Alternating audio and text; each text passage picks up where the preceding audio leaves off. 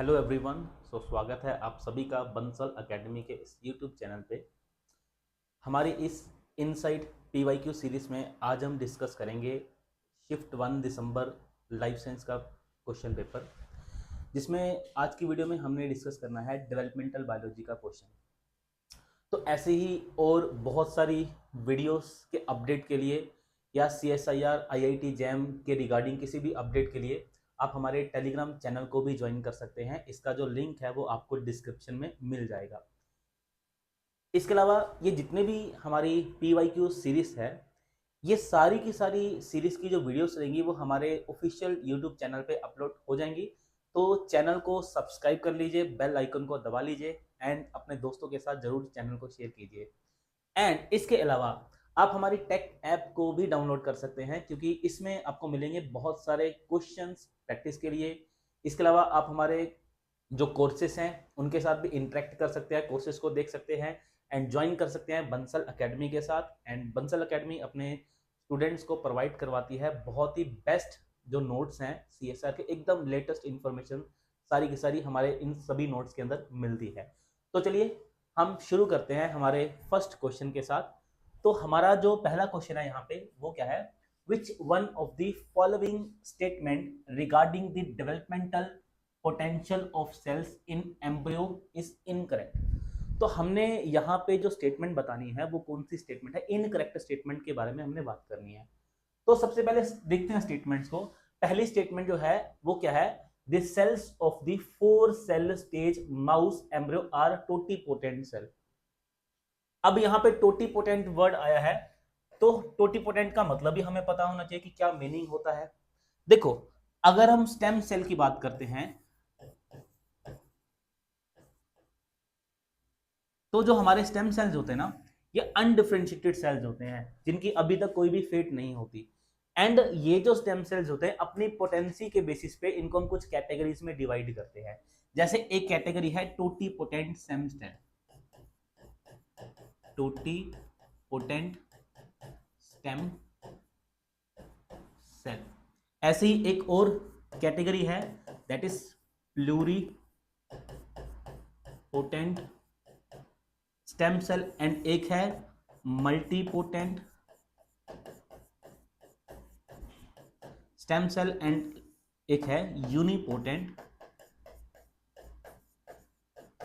Stem cell.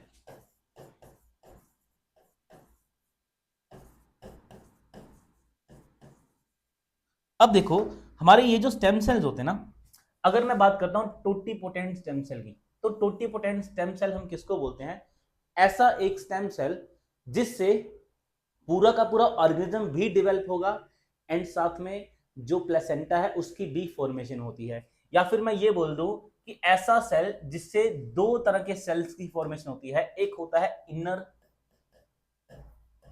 Inner cell mass and एक होता है ट्रोपोब्लास्ट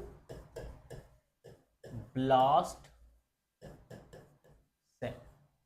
अब ये दोनों के दोनों सेल्स पाए कहां पे जाते हैं, ये दोनों सेल्स पाए जाते हैं कहां पे, हमारा जो होता है ना ब्लास्टुला होता है, एम्ब्रियोनिक जो स्टेज होती है, तो ब्लास्टुला के अंदर ये दोनों के दोनों सेल्स पाए जाते हैं। किस तरीके से, जैसे क्या होगा, ब्लास्टुला के अंदर कुछ इस तरीके से ऐसे कुछ सेल्स अपने आप को आउटर एरिया में अरेंज करते हैं एंड कुछ सेल्स यहाँ पे अपने आप को इनर एरिया में क्या करते हैं, इस तरीके से अरेंज करते हैं। तो जो आपको आउटर लेयर नजर आ रही है, ये आउटर लेयर किसकी है, ये आउटर लेयर है हमारी ट्रोपोब्लास्ट सेल की। किसकी लेयर है ये, आउटर जो लेयर है this is trophoblast cell. And inner जो लेयर है ये किसकी है, ये है इनर जो लेयर होती है बेसिकली इनर सेल मास। अब इस इनर सेल मास से किसकी फॉर्मेशन होती है, पूरी की पूरी एम्ब्रियो की फॉर्मेशन होगी। एंड जो ट्रोपोब्लास्ट जो होता है इससे फॉर्मेशन होती है प्लेसेंटा की, है ना। तो टोटीपोटेंट सेल ऐसे सेल्स होते हैं जिनसे ट्रोपोब्लास्ट सेल की भी फॉर्मेशन होती है एंड जिससे इनर सेल मास की भी फॉर्मेशन होती है ना। एंड इस इनर सेल मास से एम्ब्रियो की फॉर्मेशन होगी, इस एम्ब्रियो से पूरा का पूरा ऑर्गेनिज्म डेवलप होता है। Got it, okay. तो पहली जो स्टेटमेंट है वो क्या है, the cells of 4 cell stage of mouse embryo are totipotent. तो ये बिल्कुल ट्रू स्टेटमेंट है। जो 4 सेल स्टेज होती है माउस की उसके अंदर जो चारों के चारों जो ब्लास्टोमेर्स होते हैं वो टोटिपोटेंट नेचर के होते हैं। Got it. चलिए नेक्स्ट स्टेटमेंट की बात करते हैं। नेक्स्ट जो स्टेटमेंट है, the cells of inner cell mass of the mouse blastocyst differentiate into trophectoderm, mesoderm and endoderm. देखो ये जो इनर सेल मास होता है ना, यही इनर सेल मास आगे जाके किसमें डिवाइड होता है, इसी से एक्टोडर्म की फॉर्मेशन होगी, इसी से मेसोडर्म की फॉर्मेशन होगी एंड इसी से एंडोडर्म की फॉर्मेशन होगी, एंडोडर्म की फॉर्मेशन होगी। तो तीनों लेयर्स की फॉर्मेशन किससे होती है, इनर सेल मास से होती है। लेकिन यहां पे मेसोडर्म एकदम सही है, एंडोडर्म एकदम सही है, लेकिन यहां पे ट्रोपेक्टोडर्म है, ये चीज गलत है। तो इस चीज को देख के हम ये बोलेंगे कि जो सेकंड वाली स्टेटमेंट है वो रॉन्ग स्टेटमेंट है। हाँ, अगर यहाँ पे एक्टोडर्म होता तब हम बोलते कि हाँ ये वाली स्टेटमेंट सही है ना। वैसे हमारे क्वेश्चन में यही पूछा था कि इनकरेक्ट स्टेटमेंट बतानी है, वो हमें मिल गई है, लेकिन फिर भी हम बाकी ऑप्शंस को भी देखते हैं, है ना। चलिए तो नेक्स्ट जो स्टेटमेंट है बोलती है spermatogonial stem cells in testis are unipotent. तो एकदम सही बात है। देखो यूनिपोटेंट स्टेम सेल वो होते हैं जो सिर्फ एक ही तरह के सेल के अंदर डिफरेंशिएट होते हैं। जैसे अगर मैं स्पर्मेटोगोनियम की बात करता हूं, जैसे यूनिपोटेंट की एग्जांपल है स्पर्मेटोगोनियम, स्पर्मेटोगोनिया। इस स्पर्मेटोगोनिया सेल से किसकी फॉर्मेशन होती है, स्पर्म्स की फॉर्मेशन होती है by the process of spermatogenesis. ऐसे ही एक और एग्जांपल है यूनिपोटेंट सेल की, ओगोनिया, उससे किसकी फॉर्मेशन होती है, ओवम की फॉर्मेशन होती है। तो ये स्टेटमेंट भी जो है एकदम ट्रू स्टेटमेंट है। उसके अलावा नेक्स्ट जो स्टेटमेंट है वो है haematopoietic stem cells which can differentiate into blood vessels are multipotent. अब हेमेटोपोएटिक स्टेम सेल की बात की गई है, तो एक्चुअली में स्टेटमेंट तो ये भी ट्रू है। हम एक काम करते हैं, हम इस स्टेटमेंट को एक डायग्राम के थ्रू समझते हैं। हमारे पास एक बड़ा ही प्यारा सा डायग्राम है, देखिए, देखो ध्यान से देखना। ये है हमारे पास हेमेटोपोएटिक स्टेम सेल।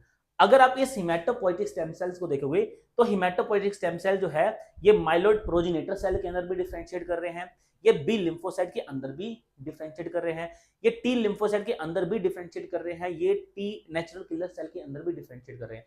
एंड आगे ये जो माइलोइड प्रोजेनेटर सेल है ना, ये आगे neutrophil, basophil, eosinophils, monocytes, platelets and RBC की फॉर्मेशन कर रहे हैं। तो एक स्टेम सेल जो है वो बहुत तरह के सेल्स के अंदर क्या हो रहा है, डिफरेंशिएट हो रहा है। तो इसका मतलब ये वाली हमारी जो स्टेटमेंट है haematopoietic stem cell which can differentiate into blood vessels are multipotent, एकदम ट्रू स्टेटमेंट है ना। और एक यहाँ पे देखो ब्लास्टोसिस्ट के अंदर दो लेयर्स होती है, हमने अभी अभी देखा था, एक होती है ट्रोपोब्लास्ट लेयर, एक होती है इनर सेल मास। अब इस इनर सेल मास की लेयर से देखो ध्यान से, एंडोडर्म की फॉर्मेशन भी हो रही है, मेसोडर्म की फॉर्मेशन भी हो रही है एंड एक्टोडर्म की फॉर्मेशन भी हो रही है। तो इसका मतलब ये हुआ कि हमारी, अगर हम बात करते हैं हमारे,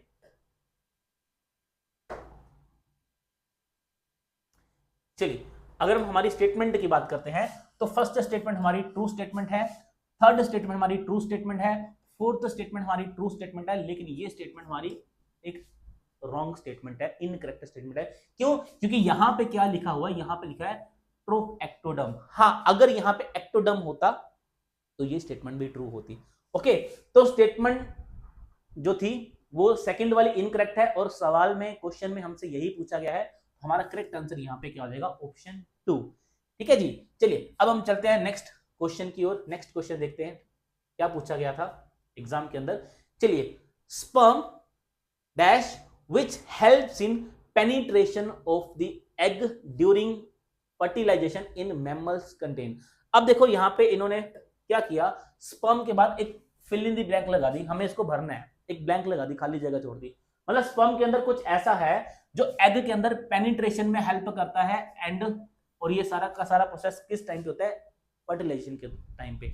और हमने ये बताना है कि एग के अंदर ये जो चीज है इसके अंदर क्या पाया जाता है। तो पहले समझते हैं इस चीज को, हम थोड़ा सा इस तरीके से समझते हैं। फर्टिलाइजेशन के अंदर जो दो चार इवेंट्स होते हैं उसको देखते हैं। देखो सबसे पहले हम एग के बारे में बात करेंगे, एक मिनट। सबसे पहले अगर हम बात करते हैं एग के बारे में, तो एग के पास ना कुछ लेयर्स होती हैं। जैसे सपोज करो ये एग की खुद की प्लाज्मा मेम्ब्रेन है, उसके बाद इस एग के ऊपर एक लेयर होती है जोना पैलिसुडा की। तो ये जो रेड कलर में लेयर है ये है जोना पैलिसुडा। उसके बाद इसके ऊपर एक लेयर और होती है, ये जो लेयर होती है यहां पे एक थर्ड जो लेयर होगी ये होगी इसकी कोरोना रेडिएटा। तो लेयर का नाम क्या है, this is corona radiata. And इस कोरोना रेडिएटा के ऊपर क्या पाए जाते हैं, इस कोरोना रेडिएटा के ऊपर बहुत सारे ग्राउंड सब्सटेंस पाए जाते हैं, बहुत सारे क्या पाए जाएंगे, ग्राउंड सब्सटेंस पाए जाएंगे, है ना। तो ये एक स्ट्रक्चर क्या है, एक जनरल सी, यहां पे बीच में क्या होगा, यहां पे बीच में न्यूक्लियस प्रेजेंट होगा। तो ये क्या है, एक सेकेंडरी साइट की स्ट्रक्चर है। अब होगा क्या, यहां पे एक स्पर्म आएगा, यहां पे क्या आएगा, यहां पे एक स्पर्म आएगा, इस तरीके से एक स्पर्म आएगा, और इस स्पर्म के टिप पे बिल्कुल यहां पे क्या प्रेजेंट होगा, यहां पे होगा एक्रोसोम। अब जैसे ही ये जो स्पर्म होता है ये एग की मेम्ब्रेन के नजदीक आता है, सेकेंडरी ओसाइट की मेम्ब्रेन के नजदीक आएगा, तो ये क्या करेगा, ये इसके यहाँ पे एक्रोसोम रिएक्शन होगी, एंड जैसी एक्रोसोम रिएक्शन होगी तो ये यहाँ से कुछ एंजाइम्स को, कुछ केमिकल्स को क्या करेगा, इस तरीके से कुछ केमिकल्स को सीक्रेट कर देगा, कुछ केमिकल्स को सीक्रेट कर देगा। एंड ये जितने भी केमिकल्स हैं ये सारे के सारे केमिकल्स मिलके क्या करेंगे, ये जो ग्राउंड सब्सटेंस है उसको भी क्लियर करेंगे। उसके बाद जो नेक्स्ट वाली लेयर है कोरोना रेडिएटा, ये उस लेयर को भी डाइजेस्ट कर देंगे एंजाइम्स। एंड उसके बाद जो नेक्स्ट लेयर आती है जोना पैलिसुडा, ये उस लेयर को भी डाइजेस्ट कर देंगे। तो इसका मतलब यहां पे बहुत सारे एंजाइम्स पाए जाते हैं, और कौन कौन से मेन एंजाइम पाए जाते हैं, हम उन एंजाइम्स के बारे में अभी बात करते हैं, कौन कौन से एंजाइम्स होते हैं। जैसे यहां पे एक एंजाइम होता है दैट इज जोना लाइसिन। ये जो जोना लाइसिन नाम का एंजाइम होता है ये क्या करता है, ये जोना पैलिसुडा जो लेयर होते हैं उसको डाइजेस्ट करने में रोल प्ले करता है। इसके अलावा यहां पे एक और जो एंजाइम पाया जाता है, एक और जो एंजाइम पाया जाएगा वो होगा हाइलुरोनिडेज। हाइलुरोनिडेज ये वाला जो एंजाइम होगा ये पता क्या करेगा, जो ग्राउंड सब्सटेंस होते हैं ना, इस ग्राउंड सब्सटेंस के अंदर ना हाइलुरोनिक एसिड पाया जाता है, तो ये क्या करेगा, उस एसिड को न्यूट्रल करने में रोल प्ले करेगा। इसके अलावा और एंजाइम जो पाए जाते हैं वो क्या होता है, एक पाया जाएगा यहां पे कोरोना पेनिट्रेटिंग एंजाइम। ये जो कोरोना पेनिट्रेटिंग एंजाइम होगा, ये एंजाइम क्या करेगा, जो कोरोना रेडिएटा की जो लेयर है उसको क्या करेगा, डिसॉल्व कर देगा, डाइजेस्ट कर देगा। तो मेन यहां पे 3 एंजाइम्स होते हैं। अब इन तीनों एंजाइम्स को मिला के, इन तीनों एंजाइम्स को कंबाइनली हम क्या बोलते हैं, इन तीनों एंजाइम्स को कंबाइनली हम बोलते हैं स्पर्म लाइसिन। इनको कंबाइनली हम क्या बोलेंगे, these are called sperm lysin. अब क्वेश्चन को देखो, अगर मैं ये बोलूं कि स्पर्म लाइसिन, मतलब स्पर्म लाइसिन के अंदर क्या है, बहुत सारे प्रोटियोलिटिक एंजाइम्स पाए जाते हैं। Sperm lysin which helps in penetration of the egg during fertilisation in mammal contain. इस स्पर्म लाइसिन के अंदर क्या पाया जाता है, इसके अंदर हाइलुरोनिडेज पाया जाएगा, इसके अंदर जोना लाइसिन पाया जाएगा, इसके अंदर कोरोना पेनिट्रेटिंग एंजाइम पाया जाएगा। एंड जोना लाइसिन का बच्चे एक और नाम होता है, it is also called, zona lysin is also known as acrosin, है ना। तो ढूंढो ऑप्शन में, देखो एक तो कंफर्म होगा, यहां पे क्या आएगा, यहां पे तो आएगा लाइसिन, है ना। तो एक तो लाइसिन हमें मिल ही गया। दूसरा, इस स्पर्म लाइसिन के अंदर क्या पाया जाएगा, इस स्पर्म लाइसिन के अंदर हाइलुरोनिडेज बिल्कुल पाया जाएगा। तो यहां पे फर्स्ट ही हमारा आंसर है ना, फर्स्ट ही हमारा आंसर है। बाकी आगे ऑप्शंस को देखते हैं। सेकंड में फर्टिलाइजिन। देखो बच्चे, जो फर्टिलाइजिन होता है, फर्टिलाइजिन जो होता है ये एग के द्वारा रिलीज किया जाता है, और ये क्या करता है, ये एग को अट्रैक्ट करने का काम करता है। तो फर्टिलाइजिन जो होता है इन जनरली ये एक कीमो अट्रैक्टेंट होता है, जो एग को, जो स्पर्म को क्या करता है, अट्रैक्ट करता है। तो ये तो स्पर्म लाइसिन के अंदर नहीं पाया जाता। हाँ, जो हाइलुरोनिडेज है ये पाया जाता है। ओके, नेक्स्ट है लाइसिन। तो बिल्कुल लाइसिन तो है ही है। इसके अलावा हाइलुरोनिक एसिड, ये बच्चे मैंने आपको अभी बताया था, हाइलुरोनिक एसिड जो होता है ये कहां पाया जाता है, ये ग्राउंड सब्सटेंस में पाया जाएगा। सेम यहां पर भी हाइलुरोनिक एसिड है। तो statement complete. Sperm lysine which helps in penetration of the egg during fertilization in mammal contain क्या, contain hyaluronides, zona lysine, corona penetrating enzyme। इस बार इन्होंने ये ऑप्शन दे दिया, अगली बार कोई और ऑप्शन दे सकते हैं। तो हमें सारे के सारे ऑप्शंस के बारे में अच्छे खासे तरीके से नॉलेज होनी चाहिए। तो हमारा करेक्ट आंसर यहाँ पे क्या रहेगा, ऑप्शन फर्स्ट। चलिए बात करते हैं नेक्स्ट क्वेश्चन की हमारे। चलिए तो नेक्स्ट क्वेश्चन क्या है, given below are statement about development in different model organism. तो कुछ मॉडल ऑर्गेनिजम्स हैं, उनकी डेवलपमेंट के बारे में कुछ बात की गई है। हमने बताना है क्या, which combination of this statement is true. हमने ये बताना है कि कौन सी मतलब जो स्टेटमेंट्स का कॉम्बिनेशन है वो ट्रू है। चलिए पढ़ते हैं स्टेटमेंट्स को, क्या क्या स्टेटमेंट बोलती हैं। चलिए सबसे पहले हम देखते हैं, जीनोपस एग हैज योक, बिल्कुल सही बात है, and hence undergoes meroblastic cleavage. No no no no, meroblastic cleavage नहीं होती, इसके अंदर होती है होलोब्लास्टिक क्लीवेज होती है। होलोब्लास्टिक, क्या डिफरेंस होता है होलोब्लास्टिक एंड मीरोब्लास्टिक में? देखो ये इस तरीके से एक सेल है, अगर तो जो डिवीजन है, अगर इसकी जो क्लीवेज है वो पूरे सेल की कंप्लीट डिवीजन होती है तो होलोब्लास्टिक क्लीवेज है। अगर इसकी डिवीजन हाफ होती है, सिर्फ इतनी सी डिवीजन होती है, पूरे सेल की डिवीजन नहीं होती, तो ये मीरोब्लास्टिक क्लीवेज है। Got it? Meroblastic cleavage and holoblastic cleavage, है ना। चलिए अब हम आगे बात करते हैं। तो इसका मतलब पहली स्टेटमेंट तो है ये गलत, पहली स्टेटमेंट ही गलत होगी, फर्स्ट स्टेटमेंट है रॉन्ग स्टेटमेंट। अब देखो एक ट्रिक और देखो, पहले हमें पता है, हमें कन्फर्म है कि पहली स्टेटमेंट गलत है, तो ए तो कभी भी आंसर में आएगा नहीं, ना तो फर्स्ट आंसर आएगा ना ही सेकंड आंसर आएगा, है ना। तो देखो जब हम सीएसआर के अंदर एग्जाम में बैठते हैं तो हम इस तरीके से बहुत सारे ऑप्शंस को एलिमिनेट कर सकते हैं। तो ये बात क्लियर हो चुकी है कि फर्स्ट आंसर नहीं आएगा, सेकंड आंसर नहीं आएगा। अब थर्ड एंड फोर्थ स्टेटमेंट को ध्यान से देखो, यहां पे डी एंड डी क्या है, कॉमन है, इसका मतलब डी स्टेटमेंट तो ट्रू स्टेटमेंट है। देखते हैं, पढ़ते हैं D statement. Prevention of tubal pregnancy is one of the major function of zona pellucida in humans. बड़ी प्यारी बात बोली है इसने। देखो क्या बोलता है, इसके लिए समझना पड़ेगा हमें कुछ चीजों के बारे में। जैसे पता क्या होता है, अगर हम फीमेल रिप्रोडक्टिव सिस्टम को देखते हैं तो ये होगी यहां पे ओवरी, ये फैलोपियन ट्यूब। अब देखो क्या होता है, ओवरी से ना, ओवरी से एग निकलता है, सेकेंडरी oocyte निकलेगा। ये जो सेकेंडरी oocyte होगा ये एम्पुला वाले रीजन के अंदर जाएगा, एंड इधर से क्या होगा, एक स्पर्म आएगा, एंड स्पर्म इसके साथ क्या करेगा, फ्यूज करेगा। इधर से स्पर्म आएगा, स्पर्म इसके साथ क्या करेगा, इस तरीके से फ्यूजन शो करेगा। तो दोनों की फ्यूजन से क्या बनेगा, दोनों की फ्यूजन से यहां पे क्या बनेगा, जाइगोट बनेगा। दोनों की फ्यूजन से यहां पे क्या बनेगा, हमने बना दिया यहां पे एक जाइगोट की फॉर्मेशन कर दी।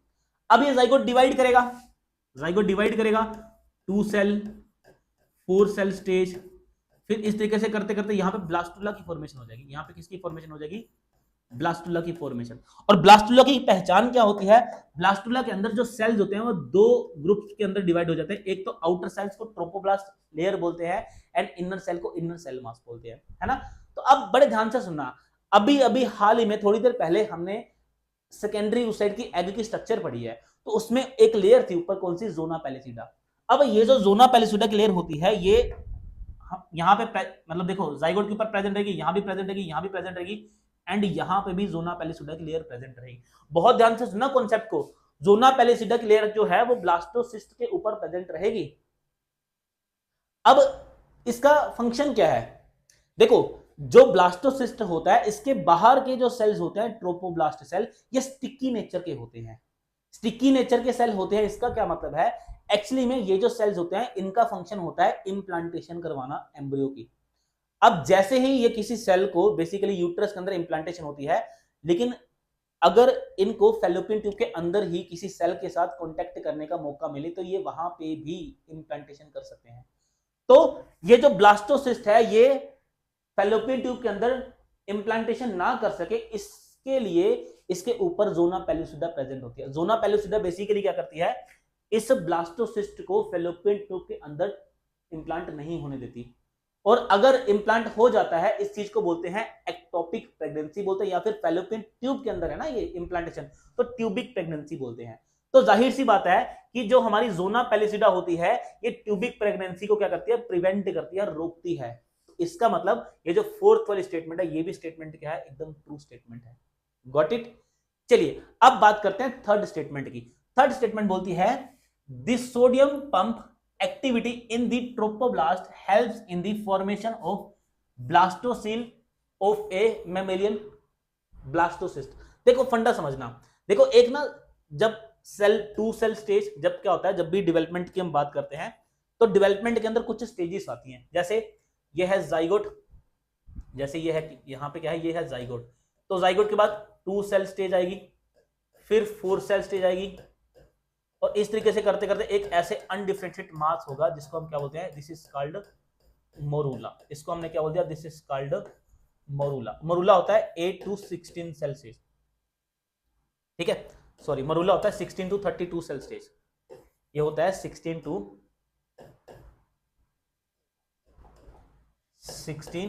32 सेल स्टेज। अब पता क्या होता है, मोरूला के अंदर जो सेल्स होते हैं ना, इनके अंदर मूवमेंट स्टार्ट होती है, इनके अंदर मूवमेंट स्टार्ट होती है। कुछ सेल्स ऐसे होते हैं, जैसे जो बाहर बाहर आपको पेरीफेरी पे ये जो सेल्स नजर आ रहे हैं, इन सेल्स के अंदर ना सोडियम पंप एक्टिवेट हो जाता है। बहुत ध्यान से सुना, इन सेल्स के अंदर जो बाहर की तरफ सेल प्रेजेंट होते हैं, इनके अंदर सोडियम पंप एक्टिवेट हो जाता है। अब जैसे ही सोडियम पंप एक्टिवेट होगा, इसको हम इस तरीके से समझते हैं, ये देखो ध्यान से, ये इस तरीके से एक सेल है, यहां पे भी एक सेल है, यहां पे एक सेल है, तो इसके अंदर ये एक सोडियम पंप था, ये एक्टिवेट हो गया, ये क्या है, सोडियम पंप। तो ये क्या करेगा, बाहर जो सोडियम प्रेजेंट उसको अंदर भेजेगा। तो ऐसा ही कुछ होगा, जो यहां पे बाहर की तरफ कुछ सेल्स हैं, यहां पे सोडियम एक्टिवेट हो जाएगा, सोडियम पंप एक्टिवेट हो जाएगा, जिसके कारण क्या होगा, सेल्स की कुछ इस तरीके से दो लेयर्स बन जाएंगी। बहुत ध्यान से सुनते चले आओ, दो लेयर्स बन जाएंगी। जो आउटर सेल है, जिनको हमने ट्रोपोब्लास्ट सेल बोला, इन सेल्स के अंदर एक पंप एक्टिवेट है जिसका नाम क्या है, सोडियम पंप। तो यहां पे कौन एक्टिवेट है, सोडियम पंप। ये सोडियम पंप लगातार क्या कर रहा है, सोडियम को उठा के कहां भेज रहा है, इस अंदर, इस कैविटी के अंदर भेज रहा है, अंदर लगातार सोडियम को भेजेगा। तो जब अंदर लगातार सोडियम आएगा, अब सोडियम आएगा तो अंदर कॉन्सेंट्रेशन हाई हो जाएगी, उस मोलैरिटी जो है वो अंदर बढ़ जाएगी। अब सबको पता है कि जब सोडियम अंदर आएगा, तो अगर अंदर सोडियम की कॉन्सेंट्रेशन डालोगे तो बाहर से वाटर भी जो है वो अंदर की ओर आएगा, और इस तरीके से अंदर एक फ्लूइड की कैविटी बन जाती है। अंदर क्या बन जाएगी, एक कैविटी बन जाएगी, एक फ्लूइड कैविटी बन जाएगी, फ्लूइड की कैविटी। एंड इस कैविटी को हम बोलते हैं ब्लास्टोसील कैविटी बोलते हैं। अब सोचो, अगर ये सोडियम पंप यहां पे ना एक्टिवेट होता, ना सोडियम को अंदर लेके जाता, तो क्या यहां पे ब्लास्टोसील की कैविटी बनती, नहीं बनती। इसका मतलब this sodium pump activity in trophoblast help in the formation of blastocoel in mammalian blastocyst, एकदम ट्रू स्टेटमेंट है। तो ए स्टेटमेंट जो है वो रॉन्ग स्टेटमेंट है, सी स्टेटमेंट ट्रू स्टेटमेंट है, डी स्टेटमेंट ट्रू स्टेटमेंट है। तो ये रहा हमारा ऑप्शन यहां पे फोर्थ। अब बात करते हैं सेकंड वाली स्टेटमेंट की। सेकंड स्टेटमेंट क्या है, द एम्ब्रियोनिकल ट्रांसक्राइब्ड बीटा कैटनिन इन दी ब्लास्टोम। देखो यहीं पे गलत हो गया, ये जो बीटा कैटनिन होता है ये एम्ब्रियोनिकल ट्रांसक्राइब नहीं होता, ये तो जो साइटोप्लाज्मिक डिटर्मिनेंट एग के अंदर पहले से ही प्रेजेंट होते हैं वो ट्रांसक्राइब करवाते हैं। तो ये स्टेटमेंट तो यहीं पे ही गलत हो जाती है। तो इस तरीके से हमारे इस क्वेश्चन का जो करेक्ट आंसर निकलता है वो क्या निकलता है, ऑप्शन 4। Got it. तो यहां पे ऑप्शन 4 जो रहेगा वो क्या है, करेक्ट आंसर है, सी एंड डी स्टेटमेंट। चलिए अब बात करते हैं हम नेक्स्ट क्वेश्चन की बात करते हैं। नेक्स्ट क्वेश्चन जो है वो वल्वा फॉर्मेशन के ऊपर है, सी एलिगन के अंदर जो वल्वा फॉर्मेशन है उसके ऊपर है। एक बार क्वेश्चन को हम पढ़ेंगे, अभी पहले हम वल्वा फॉर्मेशन देखते हैं कि वल्वा की फॉर्मेशन होती कैसे है। ठीक है, सबसे पहले वल्वा की फॉर्मेशन देखते हैं। देखो वल्वा की फॉर्मेशन के लिए दो तरह के सेल बड़े जरूरी होते हैं, एक तो एंकर सेल, एक तो एंकर सेल जरूरी होता है, क्योंकि ये जो एंकर सेल होता है ये इंड्यूसर होता है। इंड्यूसर कहने का मतलब क्या है, ये क्या करेगा, ये एक पैराक्राइन फैक्टर को रिलीज करता है, एक केमिकल को रिलीज करेगा जिसको पैराक्राइन फैक्टर बोलते हैं, एंड उसका नाम क्या है, लिन3। तो ये जो एंकर सेल होता है ये क्या करेगा, ये लिन3 को सीक्रेट करेगा। अब लिन3 जो होता है ये एक मोर्फोजन होता है। मोर्फोजन का मतलब है ये एक मतलब ये क्या करेगा, ये ग्रेडियंट की फॉर्मेशन करेगा, कंसंट्रेशन ग्रेडियंट की। अब इस एंकर सेल के बिल्कुल नीचे है एक वल्वा प्रिकर्सर सेल 6 नंबर वाला, ठीक है, ये बिल्कुल एंकर सेल के नीचे है। तो सबसे ज्यादा लिन3 की जो कंसंट्रेशन है, सबसे ज्यादा लिन3 किसको मिलेगा, इस 6 वाले प्रिकर्सर सेल को मिलेगा। उसके बाद इसके जो पड़ोसी है 7th वाला एंड 5th वाला, इनको भी थोड़ा थोड़ा लिन3 मिलेगा, लेकिन जो 8th वाला प्रिकर्सर सेल है, 3rd वाला प्रिकर्सर सेल है एंड 4th वाला जो प्रिकर्सर सेल है, इनको लिन3 नहीं मिल पाएगा, क्योंकि लिन3 इतनी ज्यादा अमाउंट में नहीं होता, बस इतनी को अमाउंट में होता है कि इसको सबसे ज्यादा मिले P6 वाले को, एंड इसके जो पड़ोसी हैं 7 एंड जो 5 है इनको भी ठीक ठीक मिले। अब ध्यान से सुनना आगे वाली बात को, ये इंपॉर्टेंट है, यही सारा का सारा कॉन्सेप्ट है हमारे एग्जाम का, अभी जो हमारा क्वेश्चन आएगा। तो देखो जिसको सबसे ज्यादा लिन3 मिलता है वो अपनी फेट कौन सी बनाता है, वो बनाता है प्राइमरी फेट, तो वो बन जाता है प्राइमरी वल्वा सेल। जिसको सबसे ज्यादा लिन3 की कॉन्सेंट्रेशन मिलेगी वो बन जाता है प्राइमरी फेट को गेन करेगा, वो प्राइमरी सेल बन जाता है। उसके बाद जो P7 है एंड P5 है, जो फिफ्थ वाला एंड सेवंथ वाला वल्वा प्रिकर्सर सेल्स होते हैं, इनको कम अमाउंट में लिन3 मिलता है, तो ये सेकेंडरी फेट को क्या करते हैं, गेन कर लेते हैं। ओके, एंड जिसको लिन3 की अमाउंट बहुत ही ज्यादा लो मिलती है या फिर मान लो कि नहीं मिलती है, तो वो क्या करते हैं, वो टर्शरी फेट को गेन करते हैं। एंड जितने भी सेल जो टर्शरी फेट को गेन करते हैं, चाहे से 3 है, 4 है, 8 है, ये हाइपोडर्मिस की फॉर्मेशन करते हैं। किसकी फॉर्मेशन करेंगे, हाइपोडर्मिस की। एंड जिन सेल्स को, जो cells primary and secondary fate में जाते हैं, वो मिलकर किसकी फॉर्मेशन करते हैं, वल्वा की फॉर्मेशन करते हैं। तो पॉइंट क्लियर हुआ, जिसको लिन3 की कॉन्सेंट्रेशन हाई मिलेगी वो प्राइमरी फेट को गेन करेगा, जिसको थोड़ी सी कम मिलेगी वो सेकेंडरी फेट को गेन करेगा, एंड जिसको बिल्कुल भी नहीं मिलेगी वो टर्शरी फेट की फॉर्मेशन कर लेगा। गॉट इट, यही कॉन्सेप्ट है सारा का सारा। इसी कॉन्सेप्ट को अभी हम अप्लाई करने वाले हैं। चलिए अब क्वेश्चन को देखते हैं। तो क्वेश्चन में एक तरफ हमें कुछ कंडीशंस दी गई हैं एंड दूसरी तरफ वल्वा सेल की फेट दी गई है। दूसरी तरफ क्या दिया गया, वल्वा सेल की फेट दी गई है। अब ध्यान से देखेंगे, हम इस चीज को ध्यान से समझेंगे। देखो, अगर तो आप पहले वाले कंडीशन को देखते हो, हम पहले इस साइड देखो, जब भी हमने एग्जाम में मैच ऑफ द फॉलोइंग करना होता है ना, तो कोशिश क्या करो, पहले इस साइड को अच्छे से सॉल्व करो, इसको इससे मिलाओ, इसको इससे नहीं मिलाना, इधर की साइड को उधर से मिलाना होता है हमेशा, ठीक है। ओके, अब देखो ध्यान से, अब यहां पे देखो, एक प्राइमरी फेट, दूसरा 3, यहां पे 3 ऐसे सेल है जिनके पास प्राइमरी फेट है। इसका सिंपल सा मीनिंग क्या हुआ कि यहां पे लिन3 की जो कॉन्सेंट्रेशन थी वो ज्यादा हुई होगी। इसका सिंपल सा मीनिंग क्या है, अगर यहां पे 3 सेल के पास प्राइमरी फेट है, तो मतलब यहां पे जो लिन3 है इसकी कॉन्सेंट्रेशन नॉर्मल से क्या होगी, हाई होगी। जाहिर सी बात है। अब दूसरे वाले में देखते हैं, इसमें देखेंगे ये प्राइमरी सेल है, ये 2 सेकेंडरी सेल है, ये टर्शरी सेल है, तो यहां पे एकदम नॉर्मल है सब कुछ। यहां पे जो फेट है वो क्या है, एकदम नॉर्मल फेट है। थर्ड वाली कंडीशन में देखेंगे, तो थर्ड वाली कंडीशन के अंदर जितने भी वीपीसी है, सारे के सारे वीपीसी ने टर्शरी फेट को गेन कर लिया। अब मुझे आप बताओ, टर्शरी फेट कब गेन होती है, जब लिन3 नहीं मिलता। तो इसका मतलब यहां पे लिन3 क्या था, एब्सेंट था। यहां पे जो लिन3 था वो क्या था, एब्सेंट था। फोर्थ वाले केस की हम बाद में बात करते हैं, फिलहाल इन तीनों केसेस को देखो। अब हम मैच ऑफ द फॉलोइंग, अब इनको मैच करने की कोशिश करते हैं। सबसे पहले हम फर्स्ट वाले को उठाते हैं। देखो फर्स्ट वाले के अंदर लिन3 क्या है, नॉर्मल से ज्यादा है। तो जब लिन3 नॉर्मल से ज्यादा, ये कब होगा, या तो लिन3 के जीन के अंदर गेन ऑफ म्यूटेशन हो जाए, नंबर 1, या तो ये हो सकता है, या फिर ये हो सकता है कि मल्टीपल जीन्स हो वहां पे, दोनों मेथड हो सकते हैं। तो ढूंढते हैं। अगर आप ध्यान से देखोगे, ऑप्शन नंबर डी देखो, यहां पे डी को देखो, डी में क्या लिखा हुआ है, wild type worm expressing a multiple copy of extra chromosomal array in लिन3। देखो ध्यान से, मैं इसको हाईलाइट कर देता हूं, ये क्या बोला इसने, multiple copy of extra chromosome array in लिन3, मतलब यहां पे लिन3 की एक से ज्यादा कॉपीज प्रेजेंट है। और जब एक से ज्यादा कॉपीज प्रेजेंट है, तो यहां पे लिन3 उतना ही ज्यादा बनेगा, और अगर उतना ही ज्यादा बनेगा तो प्राइमरी फेट उतने ही सेल्स क्या करेंगे, गेन करेंगे। तो इसका एक मतलब होता है कि डी का यहां पे जो आंसर आना चाहिए, डी का आंसर यहां पे 1 आना चाहिए। हम पहले खुद से सॉल्व करेंगे, फिर हम उधर ऑप्शंस की तरफ चलेंगे। उसके बाद नेक्स्ट बात करते हैं। देखो यहां पे लिन3 क्या है, एब्सेंट है। तो लिन3 एब्सेंट कब होगा, देखो 2 तरीके से लिन3 एब्सेंट हो सकता है। या तो लिन3 का जो जीन है उसको नॉकआउट कर दिया जाए। अब भाई जब लिन3 का जीन होगा ही नहीं तो लिन3 कैसे बनेगा, या फिर यह किया जाए कि उसके अंदर कोई म्यूटेशन कर दी जाए। दोनों में से कुछ भी किया जा सकता है ना। अब ध्यान से देखो ऑप्शन बी को, यहां पे क्या लिखा है, लिन3 म्यूटेंट, क्या लिखा है, लिन3 mutant with a stop codon in exon 3। देखो सिंपल सी बात है, इसने खुद ही बोल दिया कि लिन3 के अंदर क्या है, म्यूटेशन है। तो जब लिन3 के अंदर ही म्यूटेशन है, तो एंकर सेल जो है वो लिन3 को बना ही नहीं पाएगा। सारे के सारे जो सेल्स है वो कौन सी फेट को गेन कर लेंगे, टर्शरी फेट को गेन कर लेंगे। इसका मतलब यहाँ पे बी का जो आंसर बनता है हमारे कॉन्सेप्ट के अकॉर्डिंग, वो क्या है, बी का जो आंसर है वो है थर्ड स्टेटमेंट।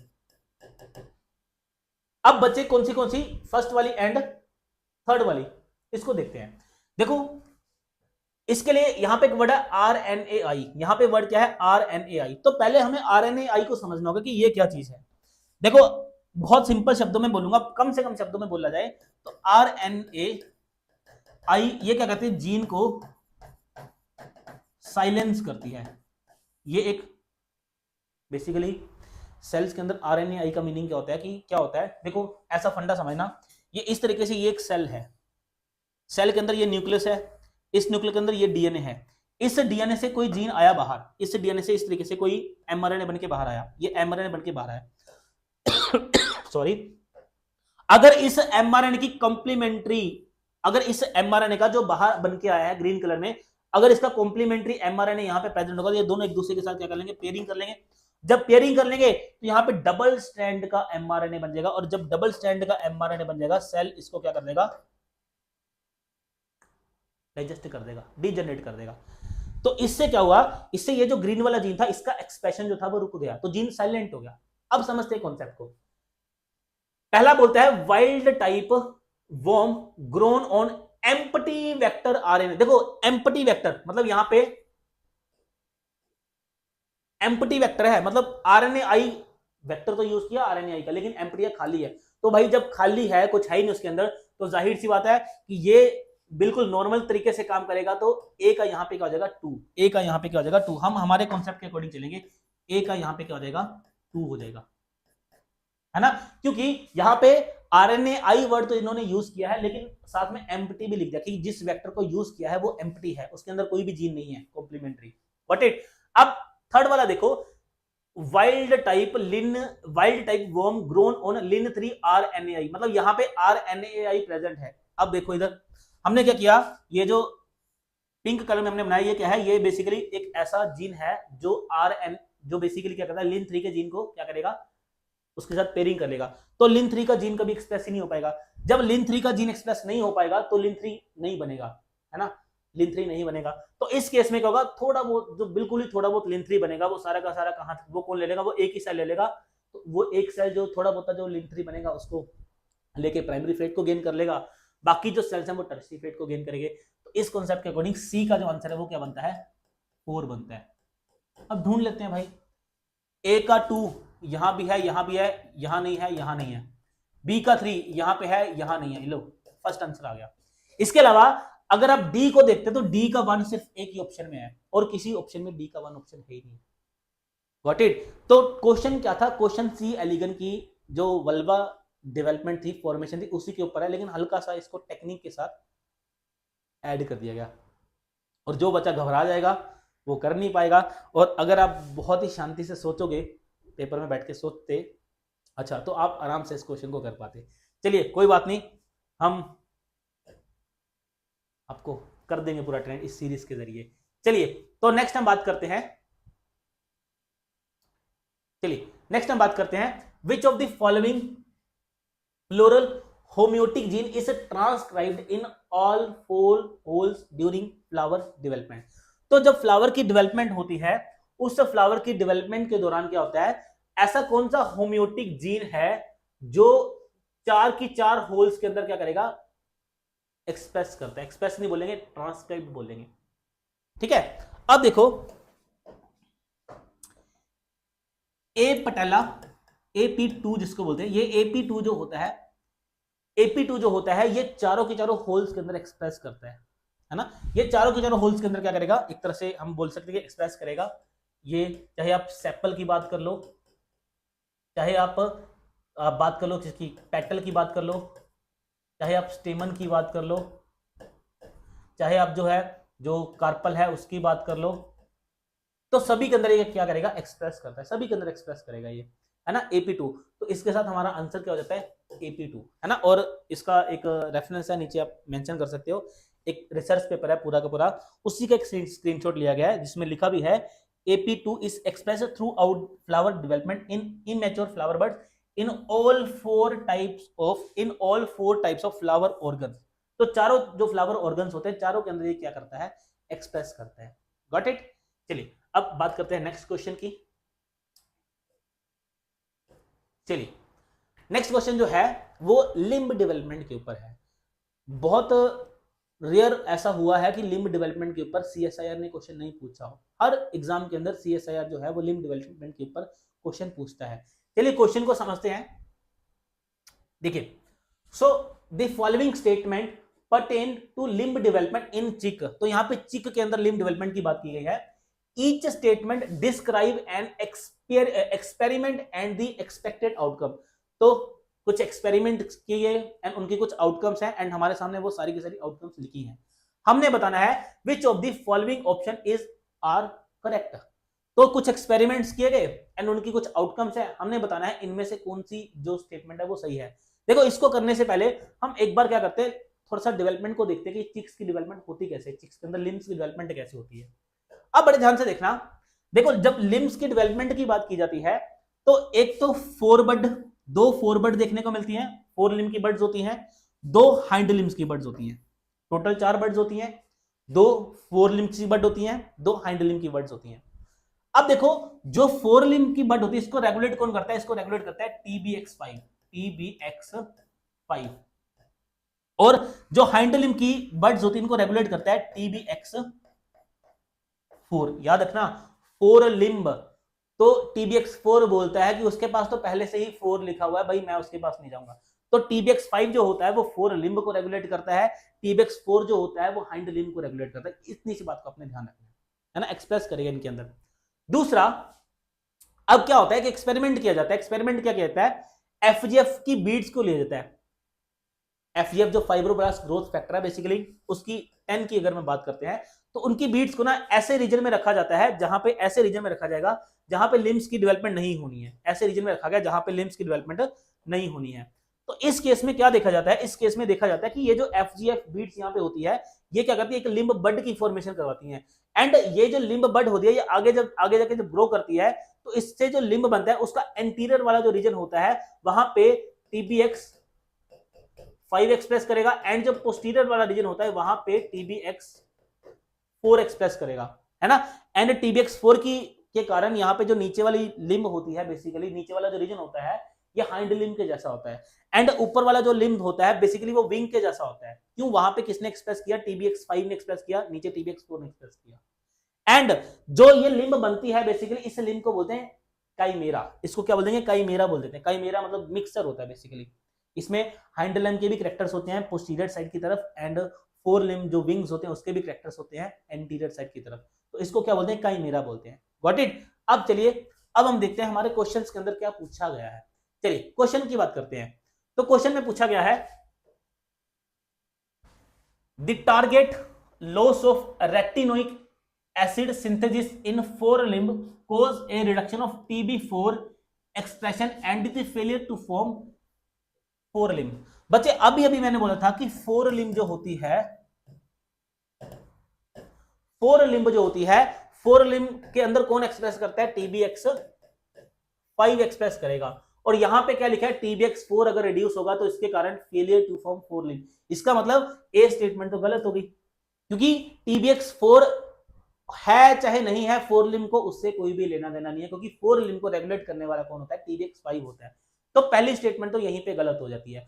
अगर पहली स्टेटमेंट गलत है तो आंसर 1 नहीं आ सकता, आंसर 3 नहीं आ सकता। इसका मतलब यह है कि बी जो है वो तो स्टेटमेंट सही है ही है, सेकंड ऑप्शन में भी बी है, फोर्थ ऑप्शन में भी बी है, ये तो एकदम सही स्टेटमेंट है। पढ़ते हैं, when FGF10 secreting beads are placed at somite level that induce limb bud expressing TBX5 in the anterior and TBX4 in the posterior part, एक chimeric limb can be form. तो अभी हमने पढ़ा था कि एंटीरियर रीजन में TBX5 express करेगा, posterior reason में TBX4 एक्सप्रेस करेगा और वो जो लिम्ब बनती है उसके पास हाइंड लिम्ब के भी कैरेक्टर्स होते हैं, फोर लिम्ब के भी कैरेक्टर्स होते हैं, उस लिम्ब को हम काइमेरा बोलते हैं। तो इसका मतलब बी वाली स्टेटमेंट एकदम क्या है, करेक्ट स्टेटमेंट है। अब बात करते हैं थर्ड स्टेटमेंट की, सी स्टेटमेंट की। Constitutive activation of FGF5 receptor result in the loss of four limb field and demonstrating that expression of FGF8 function to inhibit four limb development। समझो ध्यान से, पता क्या होता है, अगर जो FGF का जो रिसेप्टर होता है इसके पास अगर गेन ऑफ फंक्शन, इसके पास कौन सी म्यूटेशन हो जाए, गेन ऑफ फंक्शन म्यूटेशन हो जाए,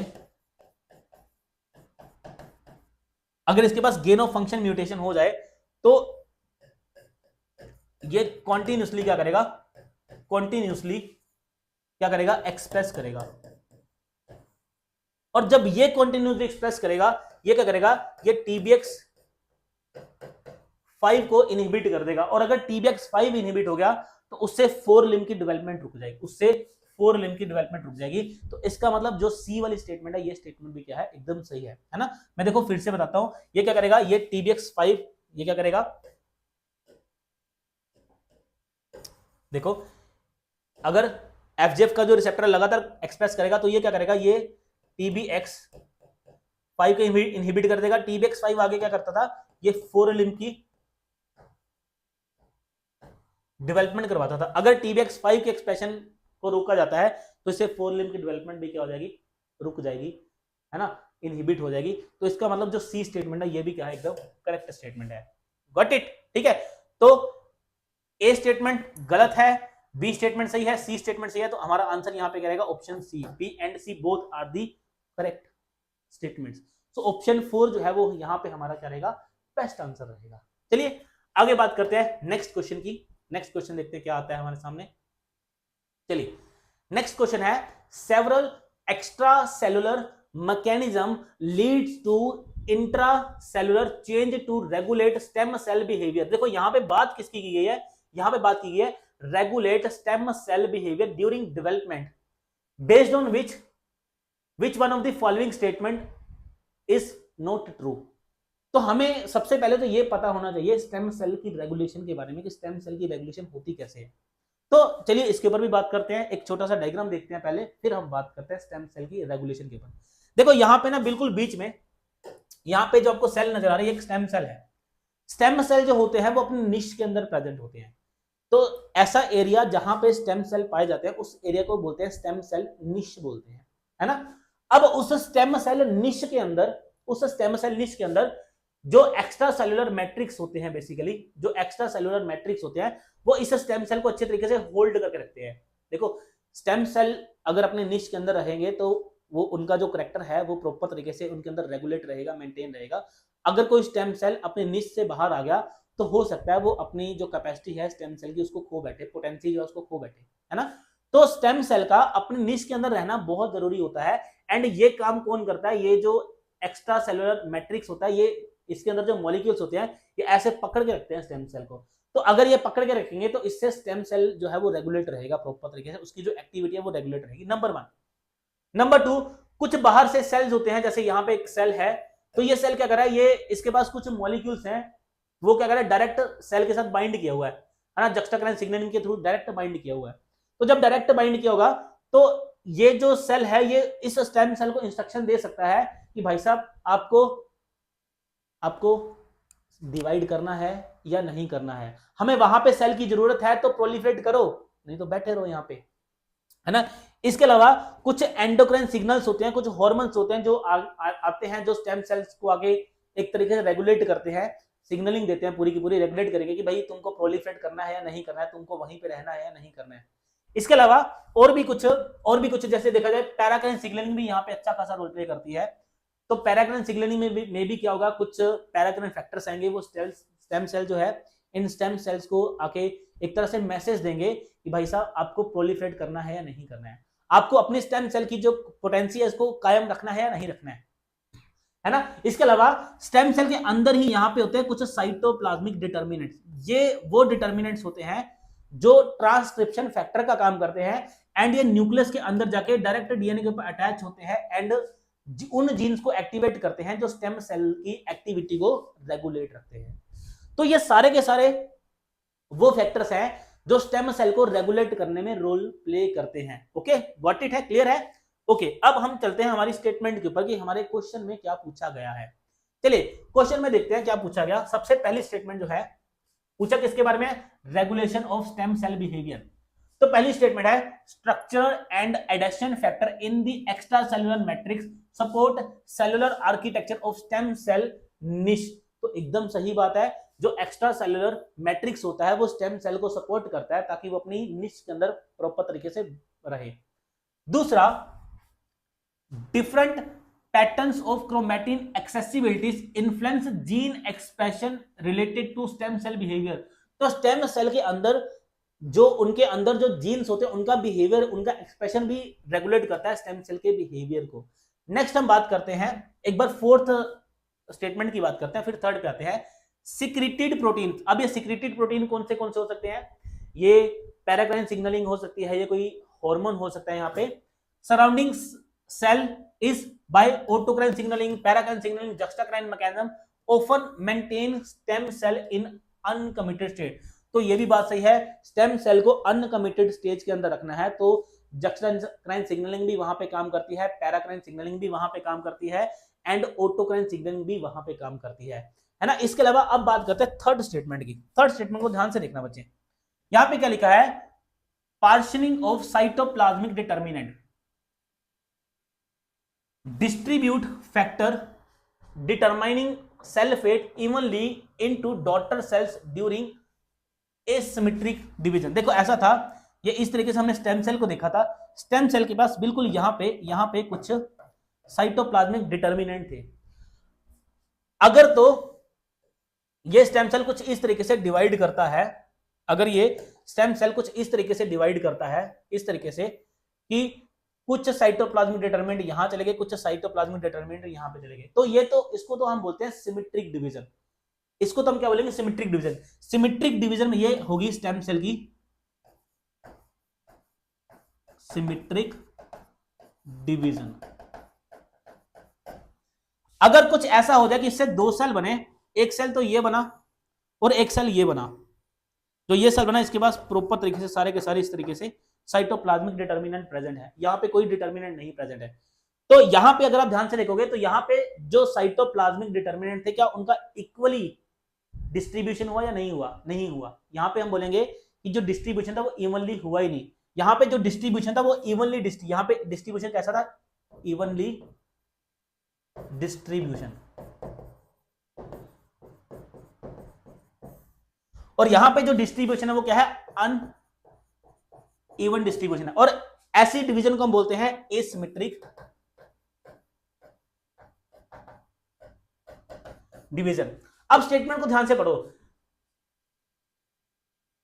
पार्शनिंग ऑफ साइटोप्लाज्मिक डिटर्मिनेंट्स, मतलब साइटोप्लाज्मिक डिटर्मिनेंट्स को डिवाइड किया जा रहा है। Distribute factor determine cell fate evenly into daughter cell, evenly into daughter cells during asymmetric division. नहीं, जब भी साइटोप्लाज्मिक डिटर्मिनेंट को इवनली डिस्ट्रीब्यूट किया जाएगा तो वो सिमेट्री कौन सी होती है? वो हमेशा सिमेट्रिक डिवीजन होती है, ना कि एसिमेट्रिक डिवीजन होती है। यहां पे क्या लिखा हुआ है? Asymmetric division. इसलिए ये स्टेटमेंट जो है वो क्या होती है? इनकरेक्ट स्टेटमेंट होती है।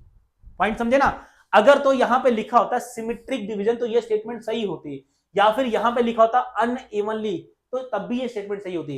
एक तो यहां पे इन्होंने बोल दिया इवनली डिस्ट्रीब्यूटेड, एक तो यहां पे इन्होंने इवनली डिस्ट्रीब्यूटेड बोल दिया, और दूसरा इन्होंने यहां पे क्या बोल दिया? एसिमेट्रिक डिवीजन बोल दिया, जबकि दोनों बातें ही गलत है।